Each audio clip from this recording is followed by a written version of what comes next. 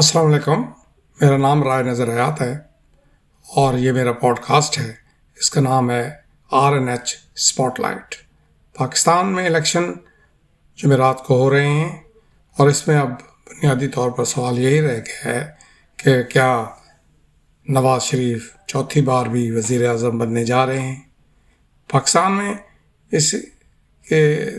کی انتخابات کی سیاسی جماعتوں کی انتخابی مہم اب اپنے آخری مراحل میں ہے اور مستقبل کے وزیر اعظم کے امیدوار بھی سامنے آ چکے ہیں۔ مسلم لیگ نواز شریف کی چوائس کر چکی ہے، جبکہ پیپلز پارٹی بلاول بھٹو زرداری کے حوالے سے بات کرتی ہے، جبکہ جو کالعدم آلموسٹ کالعدم جو پارٹی ہے تحریک انصاف، اس کا بندہ جو ہے وہ 35 سال کے لیے اندر جا چکا ہے۔ اگر بات کی جائے مسلم لیگ نون کی تو پارٹی قائد نواز شریف اور شہباز شریف دونوں ہی وزارت عظمیٰ کے منصب پر فائز رہ چکے ہیں۔ ایسے میں سوال بار پوچھا جا رہا ہے کہ اگر بالفرض دوبارہ کامیاب ہو جاتی ہے، جس کے واضح امکانات ہیں، تو وزارت عظمیٰ کا امیدوار کون ہوگا؟ سیاسی مبصرین سمجھتے ہیں کہ انتخابات کے بعد ملک کی سیاسی صورتحال کے متعلق واضح تو نہیں کہا جا سکتا، لیکن جو اندرون خانہ لوگ ہیں وہ یہ کہتے ہیں کہ مقتدر حلقوں کو ابھی بھی نواز شریف بطور وزیر اعظم سوٹ نہیں کرتا ہے۔ اس سلسلے میں مختلف تجزیہ کار اور کالمی بات سمجھتے ہیں کہ مسلم لیگ نون میں فیصلوں کا اختیار تو نواز شریف ہی کے پاس ہے، لہٰذا انہیں خود ہی فیصلہ کرنا ہے کہ وہ چوتھی بار وزیر اعظم بننا چاہتے ہیں یا نہیں، کیونکہ شاید چوتھی بار وزیر اعظم بننا جو ہے وہ اسٹیبلشمنٹ کو اس حد تک قبول نہ ہو جس تک وہ سمجھ رہے ہیں۔ اور اس وقت جو سیاسی صورتحال چل رہی ہے، حالانکہ الیکشن تو قریب ہے، اس سے لگتا نہیں ہے کہ کوئی سیاسی جماعت سادہ اکثریت بھی حاصل کر پائے گی۔ 2/3 کی بات تو رہنے دیجیے، سادہ اکثریت بھی اس وقت لگتا ہے کہ شاید ممکن نہ ہو۔ اگر مسلم لیگ کو سادہ اکثریت نہیں ملتی تو شاید وزیر اعظم نواز شریف خود بھی نہ بننا چاہے، اور عین ممکن ہے کہ وہ اپنی جگہ پر شہباز شریف کو نامزد کر دیں۔ واضح ہے کہ نواز شریف 1980 سے لے کر 1993، پھر 1997 سے لے کر 1999 تک ملک کے وزیر اعظم رہے ہیں، اور سن 1913 کے انتخابات میں کامیابی کے بعد نواز شریف تیسری مرتبہ وزارت عظمیٰ کا فائز ہوئے تھے، اور تاہم 2017 میں اسٹیبلشمنٹ کی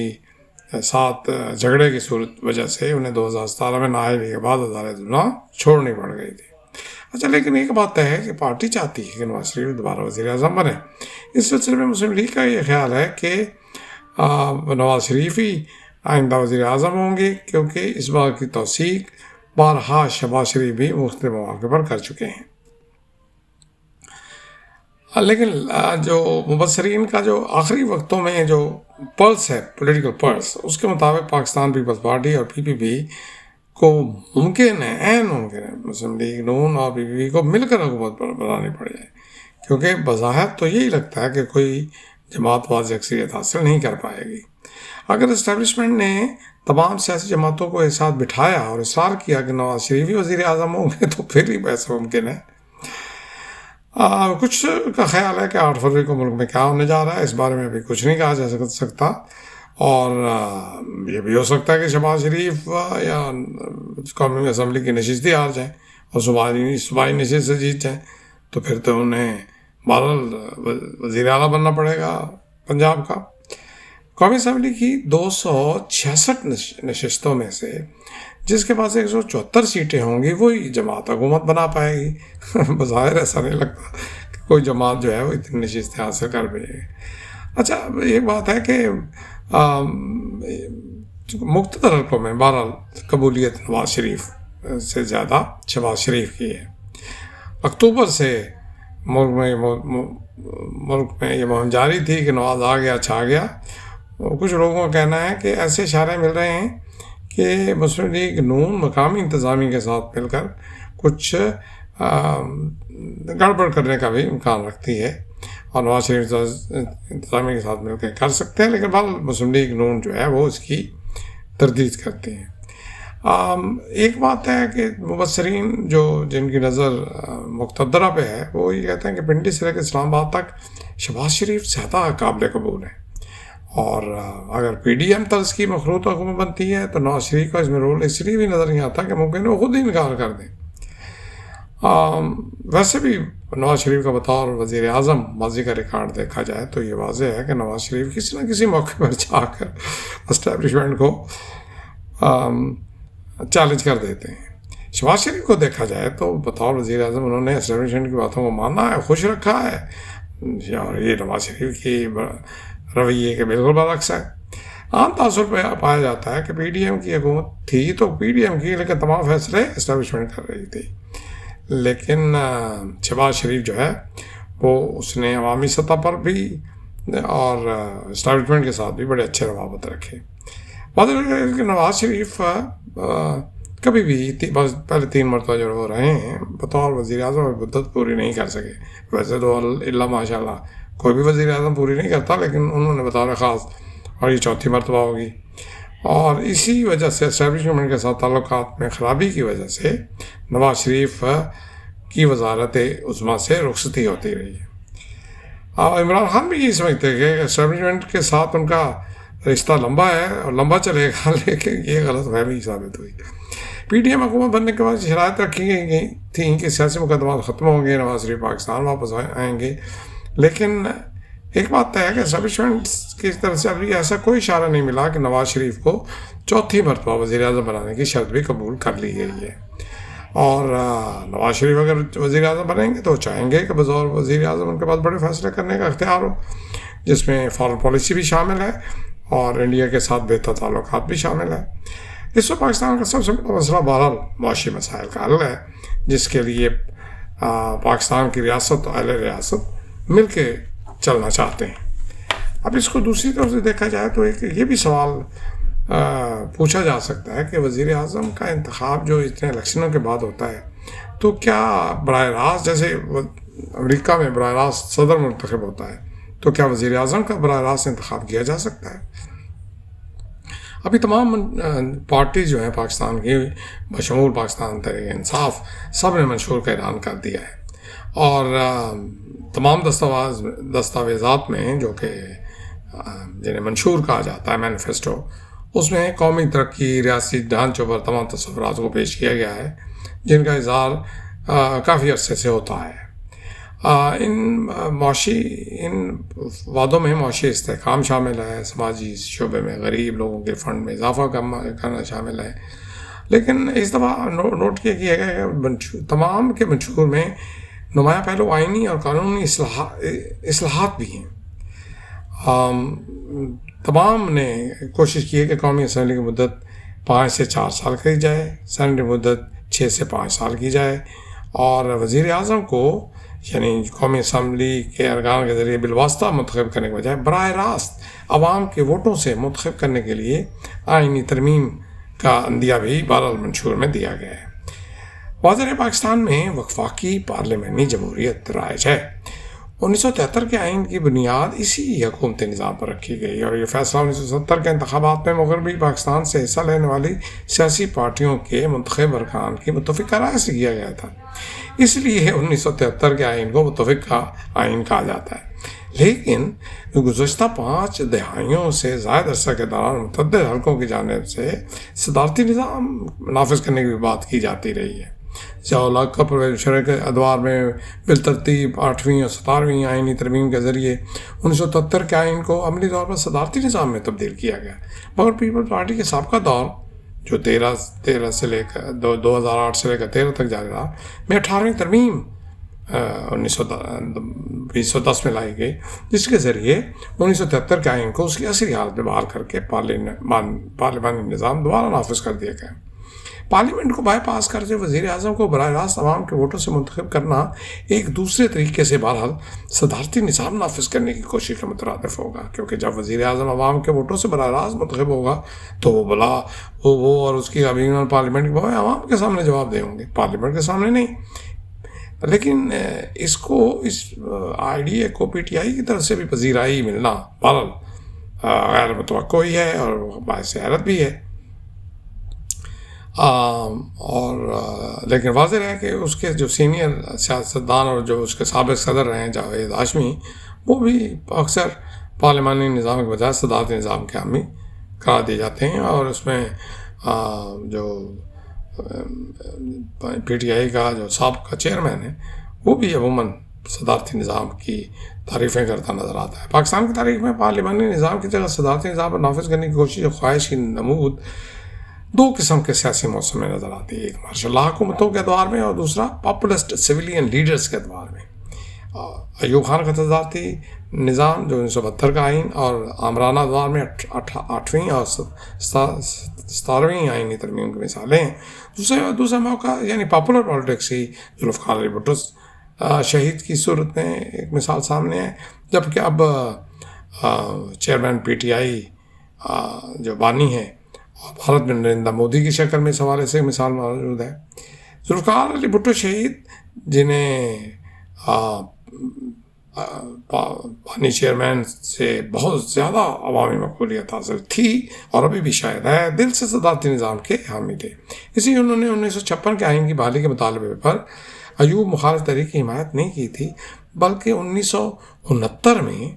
جب ایوب خان کا خلاف ملک کے دونوں مغربی اور مشرقی حصوں میں عوامی تحریک دو زوروں پر تھی اور پارلیمانی نظام اور براہ راست طریقے انتخابات کا مطالبہ کیا جا رہا تھا، ذوالفقار علی بھٹو نے متحدہ اپوزیشن کی تحریک کی حمایت کرنے کی بجائے ایوب خان کے اعلان کردہ صدارتی نظام میں حصہ لینے کا اعلان کیا تھا۔ اگرچہ انتخابی انعقاد کی نوبت نہ آ سکی اور مارچ 1969 میں ایوب خان کو مستعفی ہو کر اقتدار یحییٰ خان کے حوالے کرنا پڑا، جنہوں نے 1962 کا آئین منسوخ کر کے ملک میں مارشل لا ہی لگا دیا۔ جب 1973 کے آئین کی تیاری کا مرحلہ آیا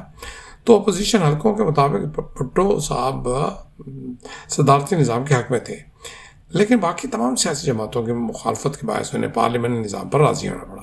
بھٹو شہید قومی یکجہتی اور امن کی خاطر ایک متفقہ آئین چاہتے تھے، البتہ پارلیمانی نظام میں بھی بطور وزیر اعظم انہوں نے مرد آہن کے نظریے کے تحت حکومت کی، جن کو ان کا دعویٰ تھا کہ ان کی پارٹی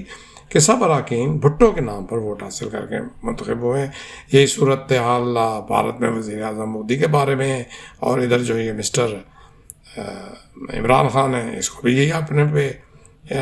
گمان ہے۔ مودی بھی 2 مرتبہ 1914 اور 2014 اور 2019 میں بھارت کے پارلیمانی انتخابات جیت گئے ہیں۔ 1919 میں ان کی پارلیمانی پارٹی BJP اور اتحادی نے بھارت کے ایوان زریں، جسے لوک سبھا کہا جاتی ہے، کی 543 میں سے 300 سے زائد سیٹیں جیت کر تو 2/3 اکثریت حاصل کی تھی۔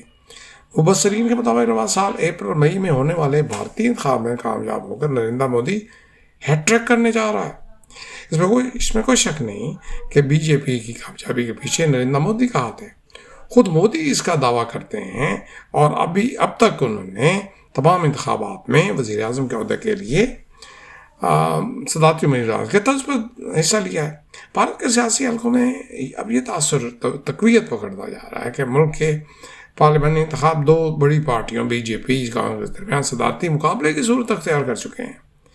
ادھر جو PTI کا بانی چیئرمین ہے، اس کی نظر میں پارلیمنٹ کی جو حکومت اور اہمیت رہی ہے، اس سے ہر کوئی واقف ہے، میں اسے آگ لگا دوں گا، میں ان میں چور ڈاکو بیٹھے ہیں۔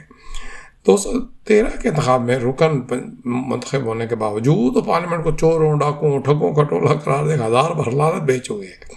اپریل 2022 میں اپوزیشن کی کامیاب تحریک کے عدم اعتماد کے بعد اقتدار سے علیحدہ ہونے کے ساتھ ہی قومی اسمبلی سے ان کا اپنے پارٹی اراکین کے ساتھ مستعفی ہونے کا مقصد بھی یہ پیغام دینا تھا کہ عوام کے ساتھ براہ راست رابطے کے ذریعے وہ پارلیمنٹ کو غیر مؤثر بنا کر رکھ دے گا۔ لوگ کسی امیدوار کو نہیں، بانی PTI کو ووٹ دیتے ہیں، میں اگر کھمبا بھی کھڑا کروں گا تو وہ بھی جیت جائے گا۔ اس سوچ کو پروان چڑھانے میں مسٹر عمران خان کا کافی ہاتھ ہے۔ PTI کے رہنماؤں کا بھی اصرار ہے کہ جناب ان کی پارٹی ملک کی سب سے بڑی مقبول پارٹی ہے اور ایک قسم کی کلٹ پارٹی، اسی کو نرگسیت کہتے ہیں۔ نرگسیت کی سنہج کے بعد براہ راست عوامی ووٹوں سے منتخب ہونے کی خواہش قابل فہم اور توقع کے مطابق ہے، لیکن تشویش کی بات یہ ہے کہ اس تجویز پر عمل صدارتی نظام کی طرف پہلا قدم ہوگا، اور نہ صرف پاکستان بلکہ جنوبی ایشیا کے دیگر ممالک مثلاً بنگلہ دیش میں صدارتی نظام کے تلخ تجربے کے بعد پاکستان کو ایک دفعہ پھر اس آزمائش سے گزارا جانا خطرے سے خالی نہیں، کیونکہ سیاسی، لسانی، طبقاتی، فرقہ وارانہ بنیادوں پر تقسیم اس قوم کے پاس اب چند ہی ایسے ایریاز رہے ہیں جن پر اجتماعی اتفاق ہے۔ وفاقی پارلیمنٹری نظام ان میں سے ایک ہے۔ یاد رہے بار بار کہ مارشل لا نے قومی اتفاق رائے کو پہلے ہی کمزور کر دیا ہے.